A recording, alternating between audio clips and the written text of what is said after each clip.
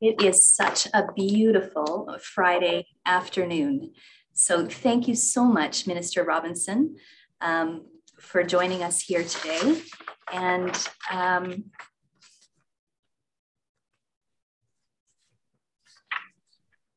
if we've got a few more in the waiting room. We'll just let them in here.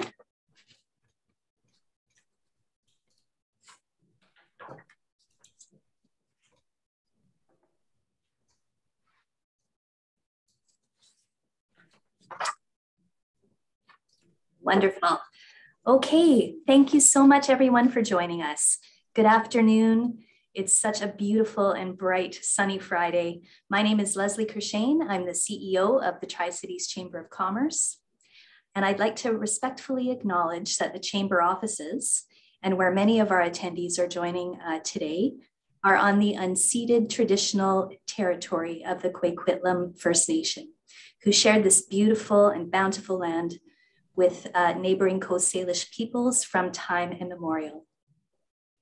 We are very pleased to have the Honourable Selina Robinson, Minister of Finance, here with us today to provide our members and the business community with a recap of the 2022 budget and an update on the state of BC's economy. We are proud to bring you this opportunity to connect directly with Minister Robinson and engage in a deeper conversation on how it will impact your business. Following the Minister's presentation, we will be taking questions from the audience. So please post them in the chat, or if you would like to speak your question, please use the raise hand function and we will answer as many as we can today in as much as our time here allows. So before Minister Robinson is formally introduced by our wonderful sponsor, the Vancouver Fraser Port Authority, I also welcome and acknowledge MLA for Coquitlam Burke Mountain, Finn Donnelly, Parliamentary Secretary for Fisheries and Aquaculture. Also, others who are planning to join us here today, if they're not yet on the call, we have Mayor of Coquitlam, Richard Stewart, Coquitlam City Councillors, Craig Hodge and Steve Kim. School District number 42 Board, we have Chair Michael Thomas, Vice Chair Carol Cahoon, and CEO Superintendent Patricia Gartland. Hello. Our Chamber Board Chair, Ryan Whittle. Past Board Chair, Mary Villani. Board Treasurer, Ryan Gorder. And our Board Directors, Adele Gamar, Belen Welch, Jennifer McKinnon, Catherine Miller, and Kelso Kennedy. And also the Chamber Board of Governors, Randy Webster and Stephanie Booth. So thank you all so much for taking the time to join us today, along with many of our business owners and nonprofit leaders and others who truly work to build strong business and strong community every day here in the Tri-Cities. So I now extend our sincere appreciation to the Vancouver Fraser Port Authority, proudly representing the Port of Vancouver, our presenting sponsor for this event. At this time, I'd like to invite Evangeline Englezos, Director, Community and Government Relations of the Vancouver Fraser Port Authority, to join us for some opening remarks. Evangeline. Thank you, Leslie, and the Tri-Cities Chamber of Commerce for hosting today's event. It's really my pleasure to be here this afternoon on behalf of the Port Authority to welcome Minister Selina Robinson for a discussion of the 2022 budget. I would like to begin by acknowledging the Musqueam, Squamish, and Tsleil-Waututh peoples on whose ancestral lands I am speaking from today, and to extend my very warm thanks to them. At the Port Authority, we are the federal agency that facilitates trade through the Port of Vancouver, which is Canada's largest port. Our role is to ensure goods are moved safely, efficiently, and sustainably, which contributes greatly to a prosperous economy and healthy communities. The port is also critical to many more jobs and industries across Canada that depend on it for their importing and exporting needs, so they can build thriving businesses. These past 2 years have showcased the tremendous value of the Port of Vancouver as our largest port in our country, how it delivers for Canadians and Canadian businesses. Through this very challenging timeline, despite pandemic and weather-related impacts, Canada's trade through the Port of Vancouver continues to grow. And to meet the needs of this growth, we are delivering with our partners more than $1 billion worth of infrastructure projects, including much needed container terminal capacity at the port to address the increasing demand for containerized trade. These projects will increase port capacity, reduce impacts on communities, and create jobs, which in turn support the economy. As we expand trade, we also have a long history and strong focus on avoiding or reducing the environmental impacts of that trade. We continue to strengthen our environmental programs, such as our Eco-Action program, which rewards ships that meet voluntarily environmental best practices that reduce air emissions. This is just one example of how the Port Authority is delivering on our vision to make the Port of Vancouver the world's most sustainable port. That's just a snapshot of our work at the Port Authority. I now want to introduce our keynote speaker. As we know, I have the pleasure of introducing Minister Robinson, and it's particularly nice today to welcome her for the Tri-Cities business community, as her writing is in the heart of this community. Minister Robinson was first elected as the MLA for Coquitlam-Maillardville in 2013. She previously served as the Minister of Municipal Affairs and Housing, where she led record housing investments through the 10-year Homes for BC plan to build housing for all types in communities throughout the province. She also managed significant capital investments in public transit through her work with the Mayor's Council and TransLink, and worked tirelessly to support local governments through the pandemic. Please join me in welcoming the Honourable Selina Robinson. That warm welcome, and I have to tell you how heartwarming it is to see so many familiar faces. You make me homesick. I've been here in Victoria, it feels like forever, but it's really been, certainly all week, and I can't wait to get home this evening. So you make me want to come home. I'd like to begin my remarks today by acknowledging that I'm speaking to you from the territory of the Lekwungen peoples, the Songhees, and the Esquimalt First Nation. And of course, it's great to be here with the Tri-Cities Chamber, my home chamber, and I'm very proud to have you in my sights on the very first week of the budget. And I made sure that it was a priority for my staff to make sure that I got to you before I got and traveled around the province from the bowels, the basement of the legislature, which is where I'm coming to you today. So it's great to be able to report back to you about what this budget means for British Columbia, what it means for people, what it means for businesses, and what it means for communities. And I'm pleased to see that Parliamentary Secretary Finn Donnelly has joined us, and I know that he joins me in being able to hear from you about what some of the concerns you have after I finish my remarks. This is a budget that keeps us all moving forward by holding steady to what we know to be true. And that is that we are stronger together. I know we all feel the weight of two continuing health crises, the poison drug supply and the COVID-19 pandemic. And we've certainly witnessed the destructive consequences of climate change this last year. As communities scorched by heat and wildfires in the summer, soon faced flooding and mudslides just a few months later. Now more than ever, we know just how much stronger we are together. And Budget 2022 builds on these strengths now and for a future in BC, one that leaves no one behind. Before I begin with budget details, I'd like to start with just a brief review of the broader economic picture for the province. BC's economy rebounded in 2021. The province has been resilient. Millions of people rolled up their sleeves when vaccines became available and followed provincial health orders. And our government made sure that we were there for people, for businesses, and for communities. Key economic indicators show our strength, but there are also reasons for some continued caution.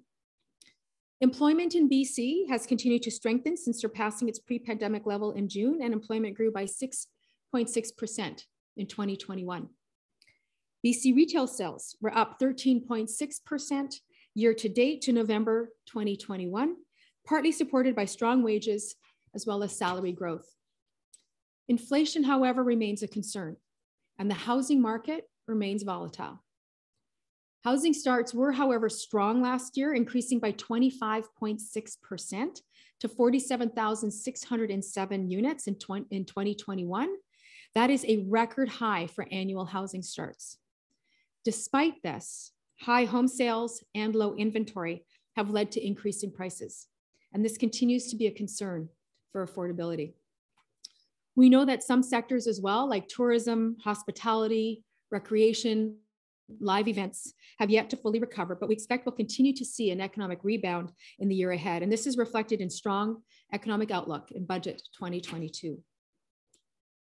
Now, this budget reflects the choices government is making that are needed to build a stronger British Columbia and make life better for people by investing in BC's economic, environmental, and social strengths.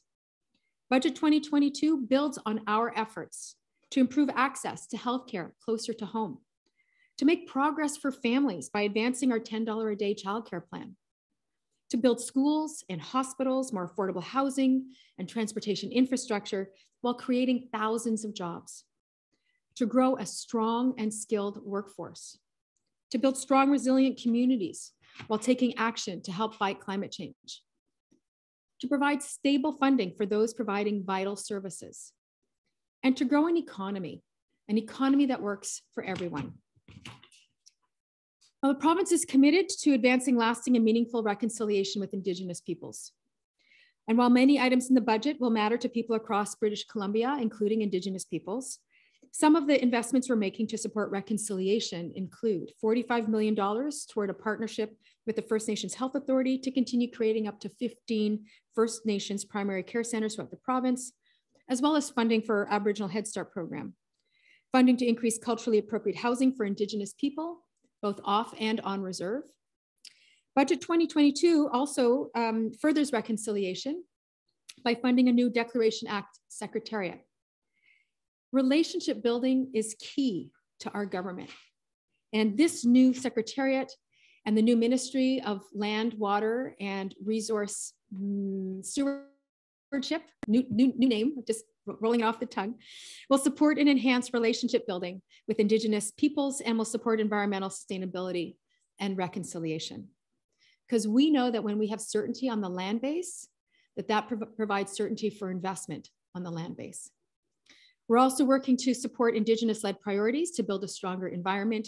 And this includes funding for Indigenous-led clean transportation initiatives and the expansion of the Indigenous Forest Bioeconomy Program. And as I said, building a stronger BC involves building on our strengths, the environment, the economy, and our social fabric. So I'll go through each of these at a very high level. Budget 2022 seeks to build a stronger society that puts people first. Our priority continues to be the health and safety of British Columbians during the pandemic and beyond. We're continuing to provide time-limited funding to maintain our robust healthcare response to COVID-19 and all the health supports needed to keep people safe. In addition, we're making investments to improve our health and mental health care by increasing the number of urgent and primary care centers throughout the province, improving emergency health response times by increasing the number of paramedics and dispatchers. This budget also delivers $22 million to support survivors and to restore stable funding for 50 sexual assault centers, reversing cuts that were made in 2002 to these important services. We are continuing to work to bring healthcare support service workers back under the employment of health authorities rather than private contracts, to improve their working conditions and to improve patient care. We're also making additional investments to expand mental health and addiction services, which builds on our historic investments in Pathways to Hope, our mental health and addiction strategy, and brings funding for these vital services to more than $375 million a year. Through this budget, we are implementing a cross-government approach to prevent and respond to homelessness throughout our province. This new approach recognizes the importance of consistent, accessible, and integrated services. It starts with helping to ensure that our province's youth in care, who are most at risk at experiencing homelessness, are supported. Parenting responsibilities don't suddenly end when our children turn 19. and nor should governments responsibilities to young people in care. We are expanding services to youth aging out of care through to their 27th birthday. And we're hiring more people to help guide them through this incredibly important life transition. We're also providing rent supplements of up to $600 a month for up to 3,000 people with services to address health, substance use, and personal care. We're adding up to 20 new complex care housing sites to support those who have the most challenge with accessing and maintaining housing by providing the intensive mental health and substance use services that they need so that they can be successfully housed. When the pandemic impacted housing and shelter arrangements for our province's most vulnerable residents, government was there to lease and purchase spaces so that they would be stably housed. This budget continues transitioning residents to permanent housing options. On the childcare front, we are continuing to make progress to deliver on our $10 a day childcare plan. These investments will reduce childcare fees to, on average, approximately $20 a day for children under the age of 6 by the end of this calendar year. And we will also reduce preschool and before and after school childcare fees for the 23-24 school year, dropping the average cost to less than $20 a day. We're improving accessibility with a $31 million investment in new spaces to build on the 26,000 new spaces that we have funded to date and build 40,000 new spaces in the next 7 years while increasing the Seamless Day program from 24 to 44 school districts. This budget also invests $80 million to expand the wage supplement to more early childhood educators, expand the number of ECE training seats in post-secondary institutions, and expand the dual credit program so that students have a pathway to their designation faster. This is going to make a real difference to families and to businesses. Providing childcare services is not just a pillar of building a stronger society. It also helps build a stronger and more resilient economy and will allow families, especially women, to fill the more than 1 million job openings in our province by 2031. Budget 2022 reflects our government's commitment to build a stronger economy that works for everyone. We want to make sure that the people who live here are poised to benefit from a growing economy today and into the future by investing in an inclusive, sustainable, and innovative economy. Our government released its economic plan last week, and Budget 2022 provides more than $50 million to begin that process, to begin progress on that plan, to achieve a vision of inclusive and clean economic growth.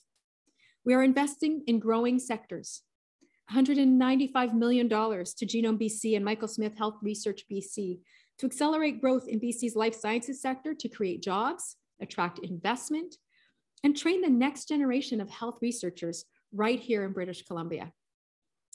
With $18 million in the budget to continue to accelerate sustainable mining development in the province after a record level of investment in mineral exploration in 2021.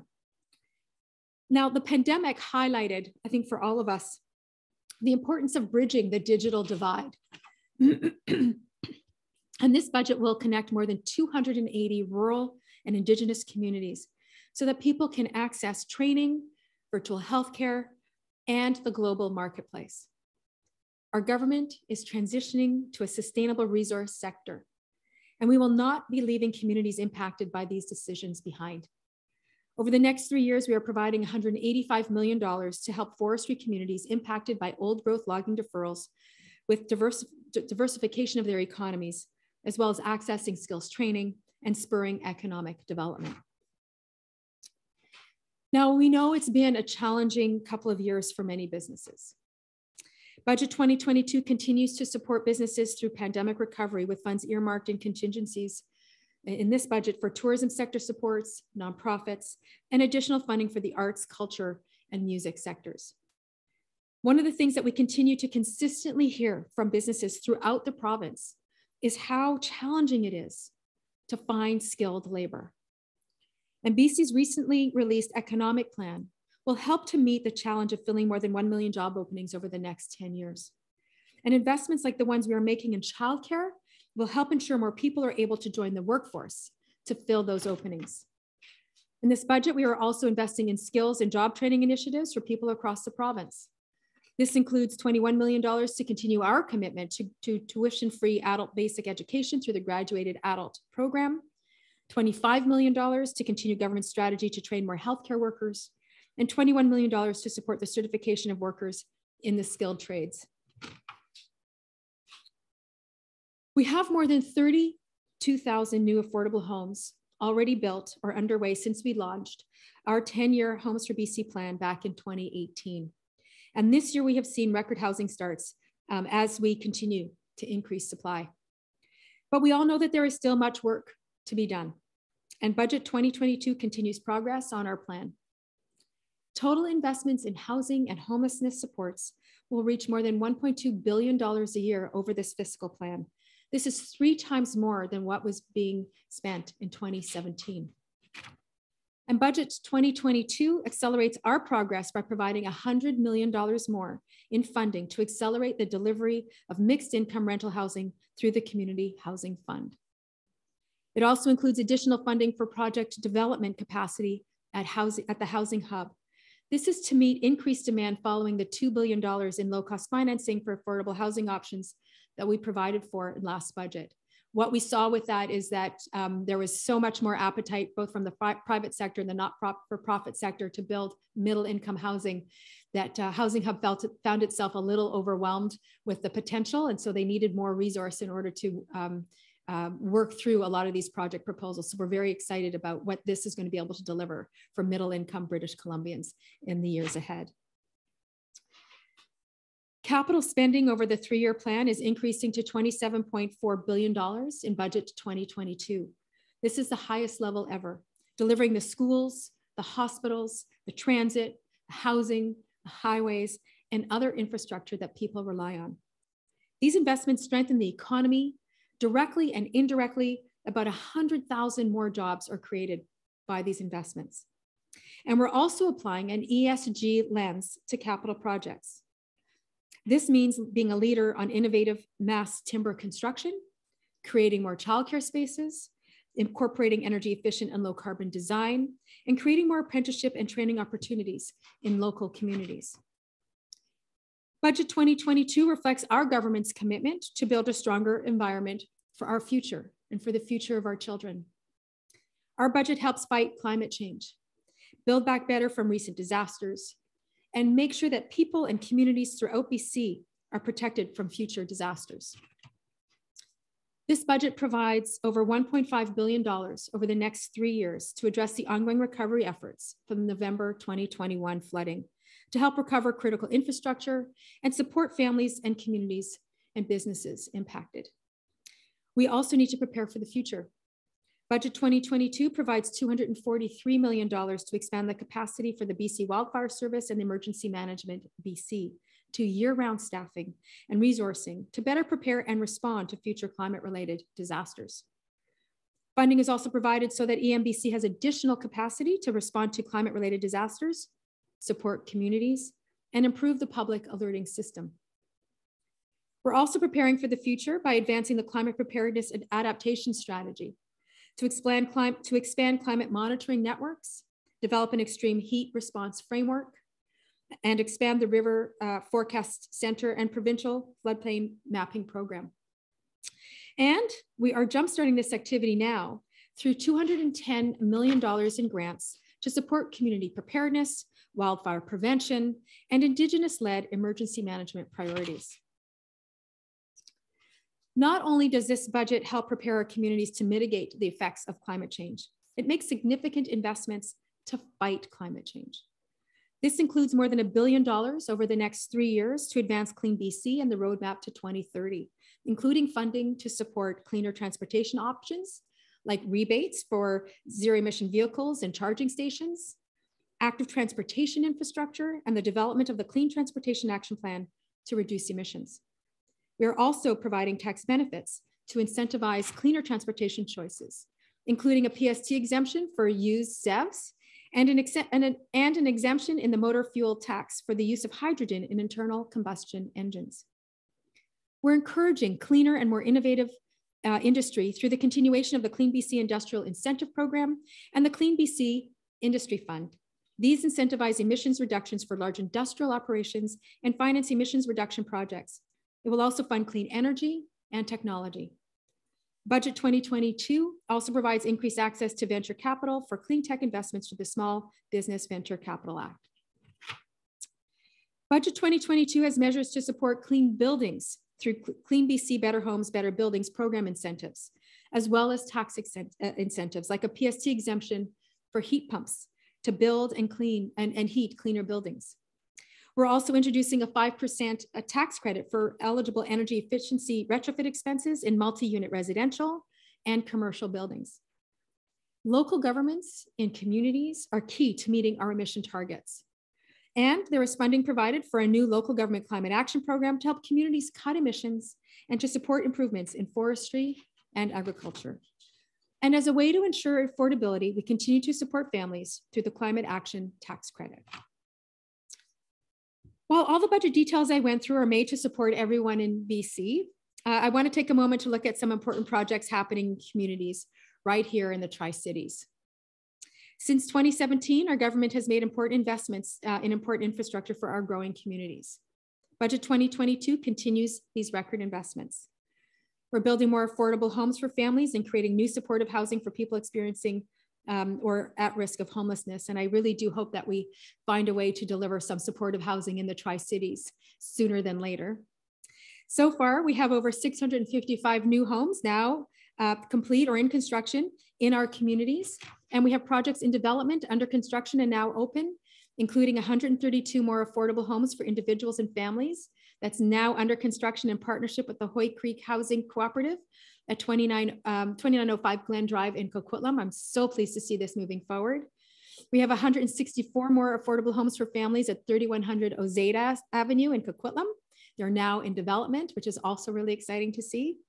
And 63 new, more affordable homes on Welcher Avenue. They're in development to create more affordable homes for families, seniors, and people with disabilities in Port Coquitlam, and that is coming soon. We have investments in education and post-secondary education that are also important. And we're continuing to provide safe places to learn and play for our children, including the new seismic replacement for Moody Elementary, which will provide 385 safe seats for K-5 and include a neighborhood learning center with childcare spaces. This builds on education investments since 2017. That includes a new Coast Salish Elementary in Coquitlam that includes 430 student spaces and a neighborhood learning center with childcare spaces, and seismic replacement schools through the region: Minnetonka Middle, Irvine Elementary, École Banting Middle, Conseil Scolaire Francophone, and École Moody Middle School of the Arts. We're also creating better access to healthcare closer to home through investments like phase 2 of the emergency department upgrades to Eagle Ridge Hospital, expected to be complete this year.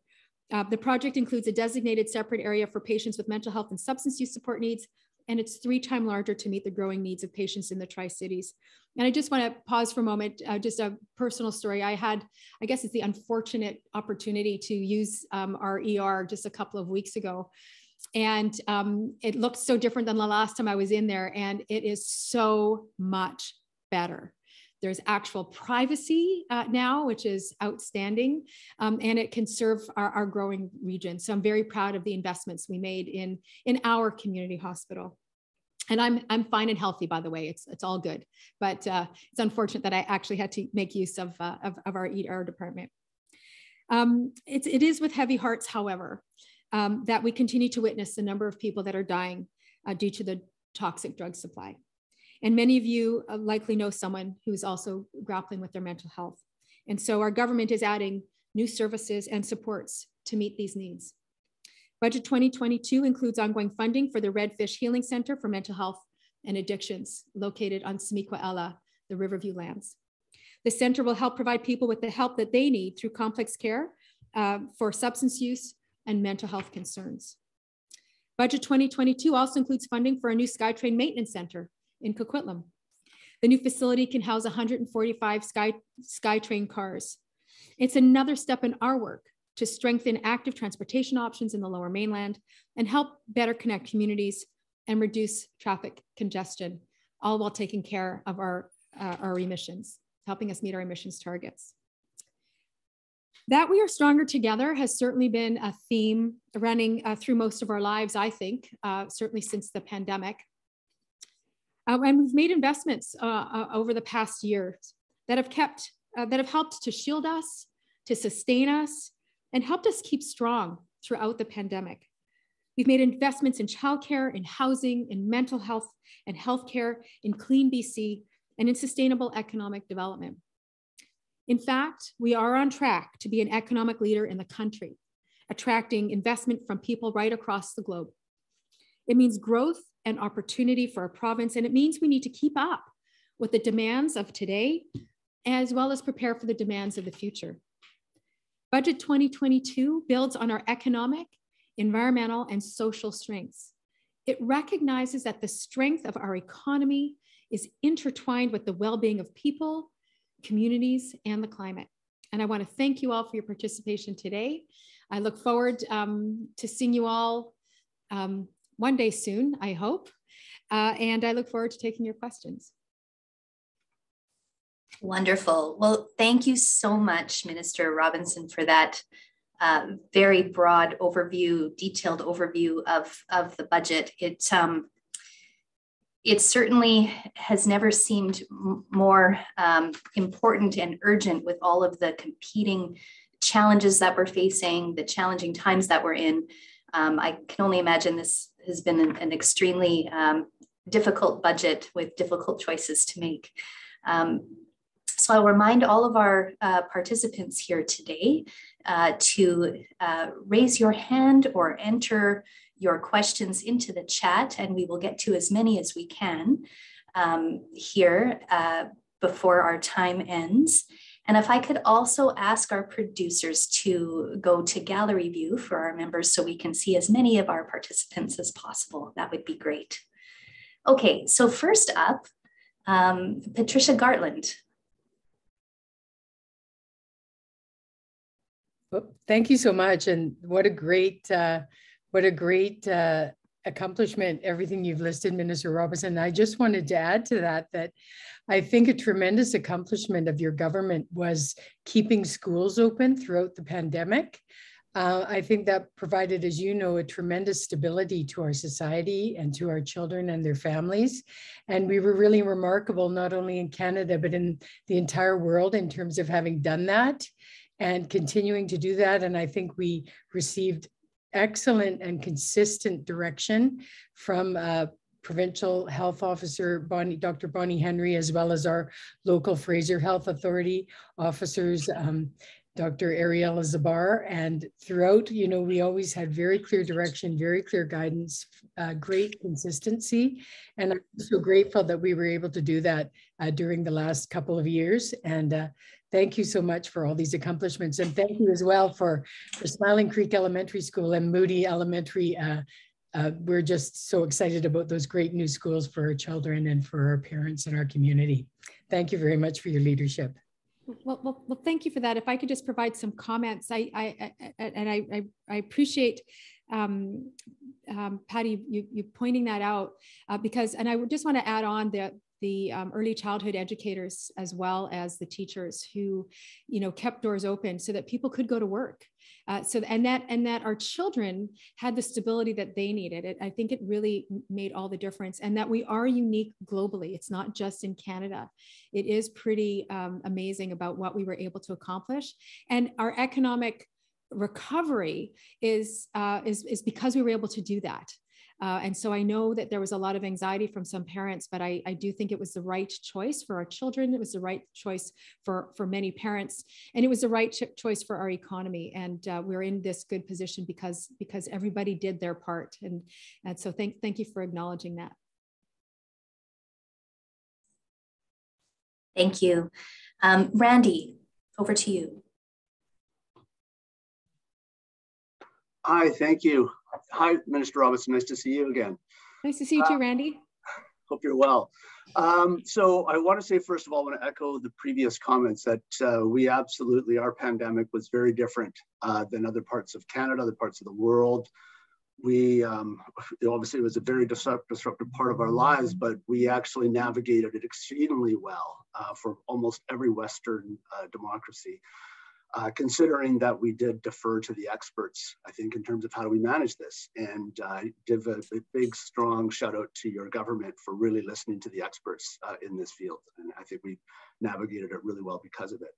I do want to just raise a couple of points in terms of your earlier comments around healthcare.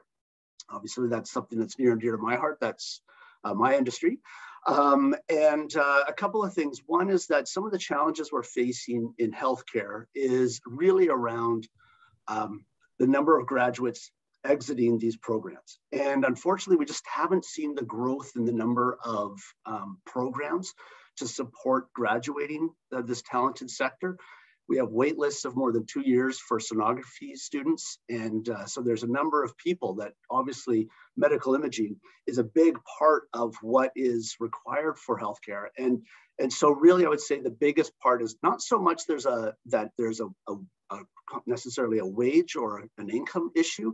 It's access to those programs so that they can exit those programs and join the workforce. So I would really strongly encourage the government to prioritize building these technical training programs around healthcare workers. So, thank you for that, Randy. And what I will tell you is that the Minister of Health has been tasked with putting forward a strategy to grow the healthcare sector, like the workers in healthcare, because we know that the demands are significant. And I'll certainly draw his attention to that. Actually, Randy, would be helpful. Do you want to send me a note about very specifically what you're seeing, and then I can make sure it gets to the Minister of Health.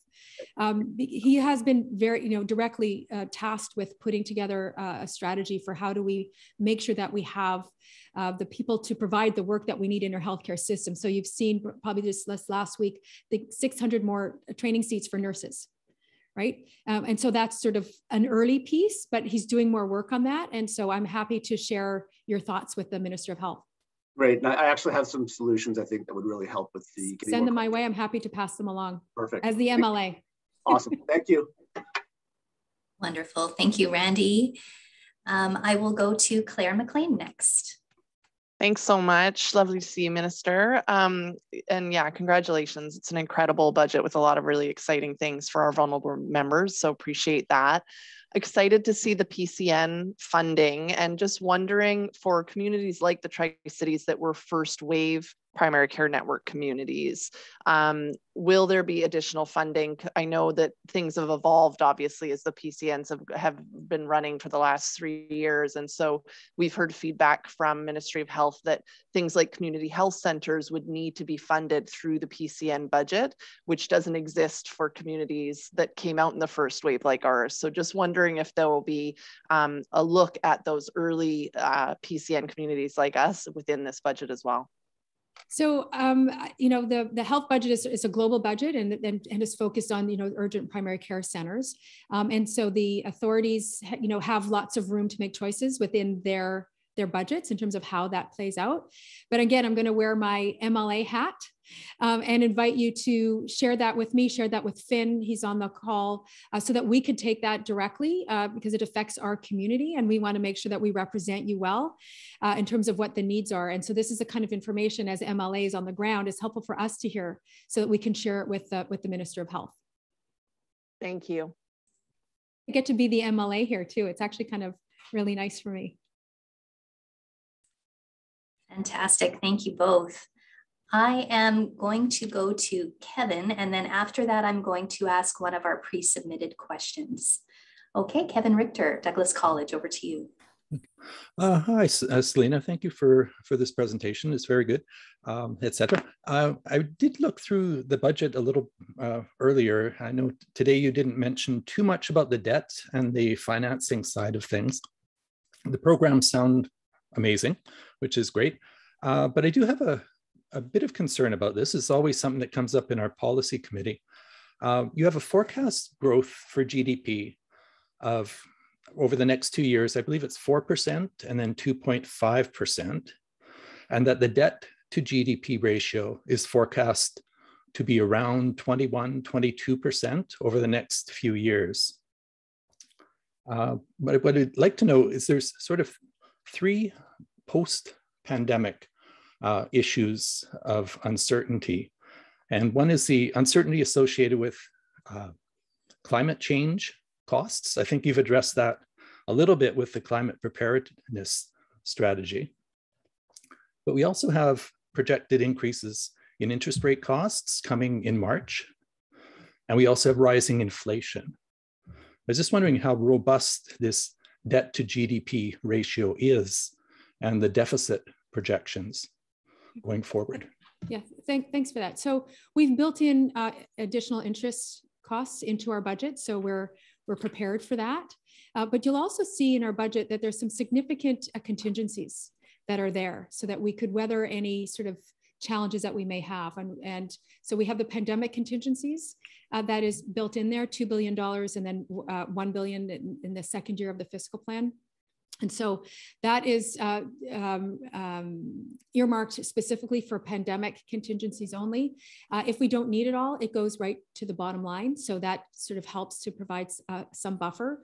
I would love to say that we won't need any of it and that, you know, we're in the endemic phase, but I'm not sure that that's the case. So we want to be prepared. You'll also see $1 billion in forecast allowance, and that's to mitigate against any revenues that might not materialize. So we've built in significant prudence into the budget to make sure that we have resiliency that may come up with increased inflation, and we built in with interest costs. It's already built in. So we are confident that we are able to afford this debt. But as you pointed out, not spending the resources that we need around climate mitigation in particular is going to be way more costly for us in the long run. And that's why we made the choice to make sure that we mitigate against climate change, that we prepare better for what's to come. I don't know if I just want to remind you all, I mean, I don't want to see a Lytton happen ever again in this province. It's absolutely devastating to lose an entire town. And we all saw the photographs of washed out infrastructure, very expensive infrastructure, I might want to add, and that we need to build it back. We need to build it back more resiliently, and we need to be better prepared. And so all of this investment is in the long run, I think, more affordable for us to do it now than to wait till disaster strikes again. Thank you. Thank you.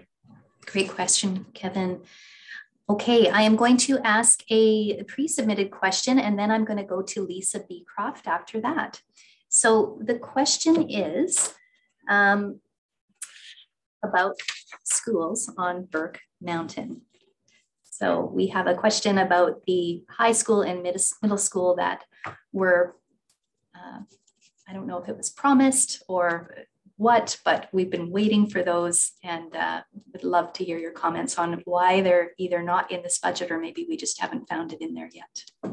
So when we put out our budget, it's based on everything that's received a business case. So I want you to know that doesn't mean we're not working on making sure that we deliver the school as we promised. It's not in the budget until the business case has been developed and adopted. So there's lots of work that happens before it gets to business case.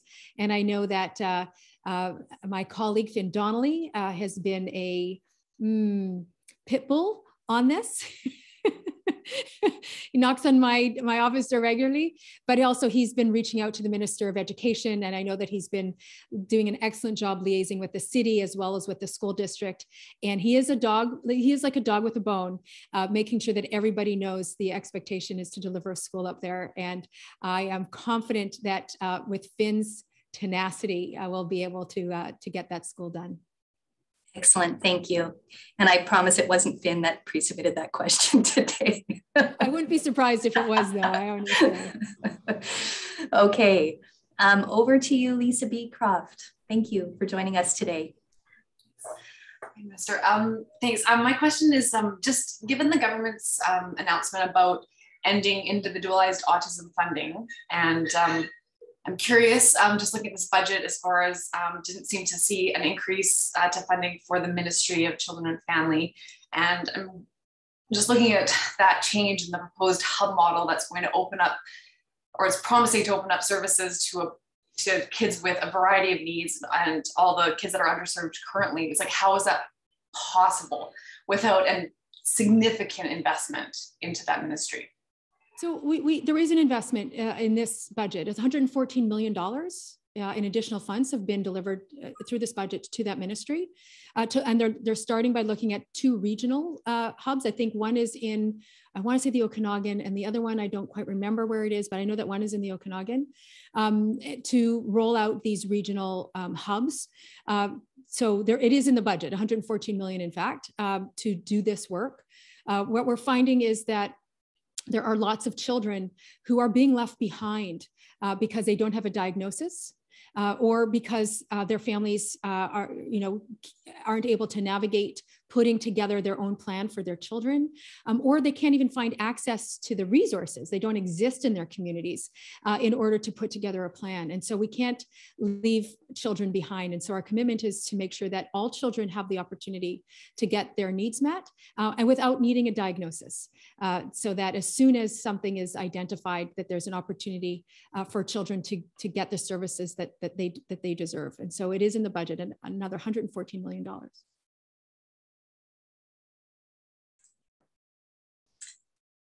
Thank you for that question, Lisa. And Minister, this is something I'm hearing about as well from our business owners who might be running a speech language pathology practice and others. So we would welcome more dialogue here at the Chamber, perhaps with the minister responsible at town hall or something, just to help better understand how this is going to transition, and if it's already a done deal, or if we have time to influence how this plays out. So thank you. Yeah, and the minister is actually going out and talking to groups. And so I've got staff here who've made a note. We'll be sure to reach out to the minister. The idea in terms of how she's rolling this out is she's creating these 2 models to address the needs in these 2 regions, and at the same time engaging with communities, engaging with parents, engaging with service providers, so that we could identify ways to make sure that it rolls out well over the next number of years. Wonderful, thank you. Okay, I'm just quickly checking the chat and for other raised hands. If not, I will go to another pre-submitted question. Oh, great. Ryan Whittle, our board chair. I think I'm unmuted now. Great. Thanks for taking the time to spend with us this afternoon, Minister Robinson. My question has to do with property transfer tax and its role on housing affordability. My opinion being that, especially in larger developments, that every input cost winds up having a markup. So the additional costs at the front end being the property transfer tax becoming a significant cost to the developers that then needs to be carried through to the end. Seeing if there was consideration to either changing the rules around property transfer tax for multi-unit, and just your thoughts on how that particular cost impacts on the affordability of taxes as developers effectively pass that cost along with a markup to the end consumer. So we're not considering any changes to the property transfer tax. I want to be right up front about that. But I also think we need to understand what's happening in our market. That we saw a frenzy last spring of buying of homes, mostly single family, and the frenzy is what accelerated the cost of housing. It wasn't the property transfer tax that drove and that is driving at this point the cost of housing. It's that we don't have enough of the right kind of supply in the right places, and so you wind up with this overheated market. Adding to that, because BC, I believe, is the place to be for a whole bunch of reasons. We had 80,000 people move to British Columbia in the first 9 months of the year during the pandemic, mostly from Ontario, some from Alberta. And that, again, puts additional pressures on getting the right supply out, in the communities. And so when you have such limited supply, or you have a constrained supply, and you have so much demand, then it's your bidding that is really driving the housing prices. It's not the property transfer tax. Having said that, we take the property transfer tax and we plow it right back into building affordable housing. So it's not like it just goes and disappears into anything. We're spending $1.2 billion every year, 3 times more than was being spent in 2017, to build housing, to address homelessness in communities right across this province. And so it has real value in communities that delivers a kind of housing that, frankly, developers aren't necessarily building, but the public sector is building. So it helps with our housing overall. So that's, you know, where that value is. Great. Thank you for your time. Thank you so much.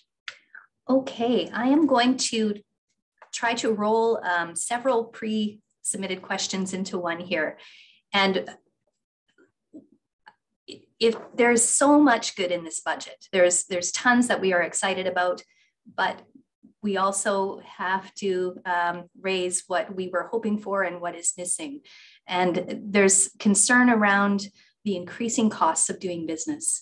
There was suggestions around lowering the employer health tax, maybe using that to offset the paid sick leave costs that have been put on business. Many small business owners struggling so hard to make ends meet in January when the Omicron wave was at its peak and they suddenly had almost their entire staff taking all 5 paid sick days in 1 month.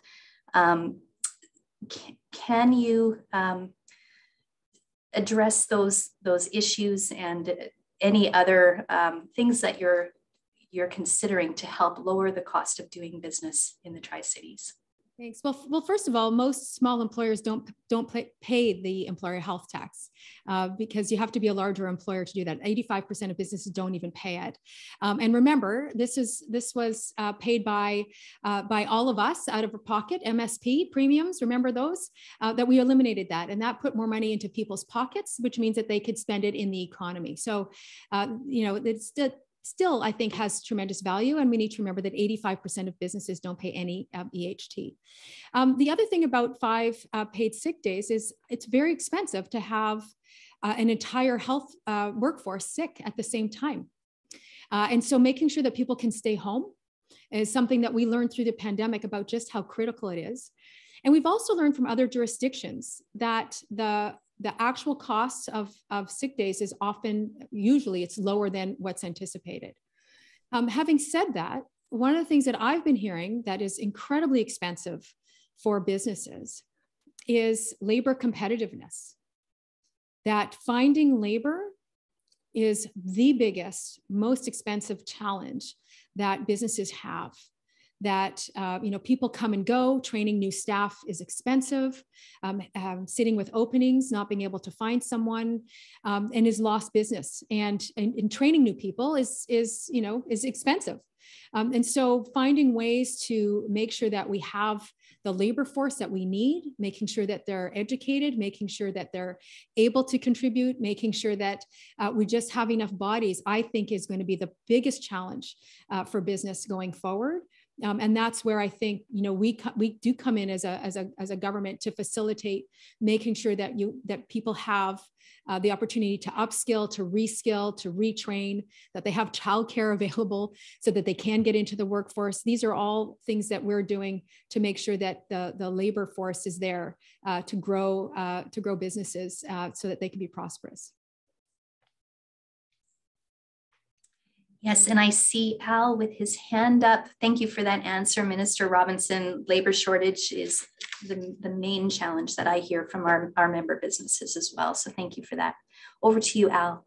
Yes, thank you very much. And thank you, Minister Robinson, for the presentation today.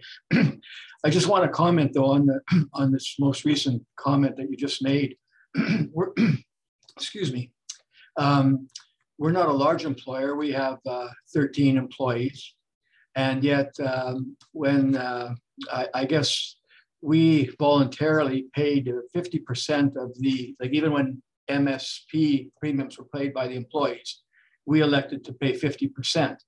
and 100% of extended benefits. So when it was changed a couple of years ago, we kind of found ourselves kind of like a double whammy, because we were already paying 50% of the MSP and 100% of extended. We now then were taking on 100% of the MSP. So, and we couldn't walk back or where we were already. So we got hit with a full meal deal. And then in the fall, I guess it was right from the get-go, from the COVID in March of 2020, we have site installation crews, and we elected to pay them a premium. And whether you want to call it danger pay or an incentive, because they were on site at construction sites, and they were concerned about the conditions at those sites. And so we elected to pay a premium. And of course, we just had to, say, look, we're not putting you in harm's way, but we want to, see what happens. We then moved to do 3 days, like paid sick leave, just because, for the obvious reasons, we didn't want, things to carry on. So when I went to the 5 days, it superseded our 3 voluntary days, and there we go. So again, we were, then we got, I guess. Al, if I could ask you to get toward a question. Last point. And then, of course, Omicron came on, and when Dr. Bonnie Henry said, be prepared to lose a third of your workforce. Well, January, we had a number of sick days. So it did hit the perfect storm. So I don't know if there's, for us, it's just been a really tough grind, because this perfect storm. And I don't know if there's anything that can be done, and just, what other programs or concessions, or, even some deferrals on PST payments. I don't know, but it has been particularly challenging, and I'd ask you to just don't kind of dismiss it as it's not that bad, or 85% of the businesses aren't paying, because those of us that are finding it really challenging. So I'd like you to kind of keep that on your radar. Yep. Thank you very much for that, and thank you for sort of telling us the backstory, because it makes you actually one of the really good employers, that you had the foresight to take care of your staff. And so I just want to acknowledge that you're one of the good guys. And I know that there's lots of good guys around, and good employers around, but not every employer thinks the way you do. And so I'm really grateful that you do think the way you do around taking care of your people. Thank you. Thank you. Thank you both for that. Okay, I've got 2 other questions I can go to here if we can fit them in. Seeing no hands raised, I am going to ask first about minimum wage and then about the community housing fund. So the province announced it will link minimum wage to inflation starting June 1st, I believe. Can you explain what that means and how you're going to make sure businesses can plan for those new costs? So, the inflation is rising, and So for sure. And so, we, when we formed government, we had one of the lowest minimum wages, and we also even had a server wage, and that really kept, I would say, people really in the poorhouse. We said to the business community and to employers that this isn't acceptable. We can't have people working 40 hours a week and be poor, that's not the intent.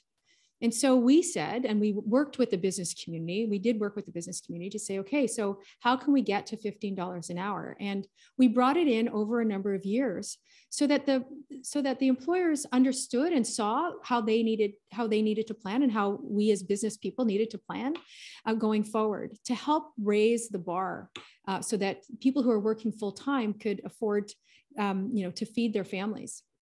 What's interesting since then is that we have seen wage growth, the highest wage growth in the nation over the last 5 years, which is very significant. It's really helped raise all boats. And it means that more and more people are able to participate in the economy. They're able to address affordability issues. That's not to say that we still don't have affordability issues. We absolutely do, but it's better than it was with this significant wage growth. going forward, I mean, one of the things that we heard from the business community is that there's a desire to understand how a minimum wage needs to grow over time, what that looks like, and what's going to be the driver. And so the driver is, is CPI, and that it should track something that's grounded in how things are going in the economy. So the actual mechanism at this point, I know that the ministers that are responsible are taking a look at how to actually make it work. Sort of at what point do you pick the inflation rate? I believe I want to say Ontario that does an annual rate. And so they're just doing that analysis right now. You'll hear more about it shortly. But the intent is to allow businesses to see what's happening and to plan accordingly, so that it's more predictable than just a new government comes in and says, okay, in 6 months we're changing, because then you don't have any time to prepare. So we wanted to have a sort of an outside indicator that would let you know as a business owners what to prepare for. So that's wonderful. Sort of my answer. Thank you for that. And I do see we are past time, so I regret there's quite a number of questions that we didn't get to today, but we truly, truly appreciate your time.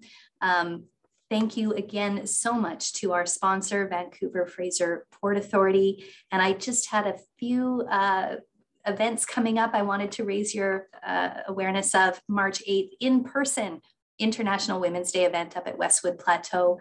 March 17th, we have our morning schmooze at Poco Inn and Suites. And of course, on April 30th, our Business Excellence Awards Gala at the Hard Rock. So we do hope everyone on this call can join us at least one of those. Minister Robinson and everyone here today, thank you so much. Enjoy the rest of your day. Thanks, everyone. We'll see you soon. Thank you.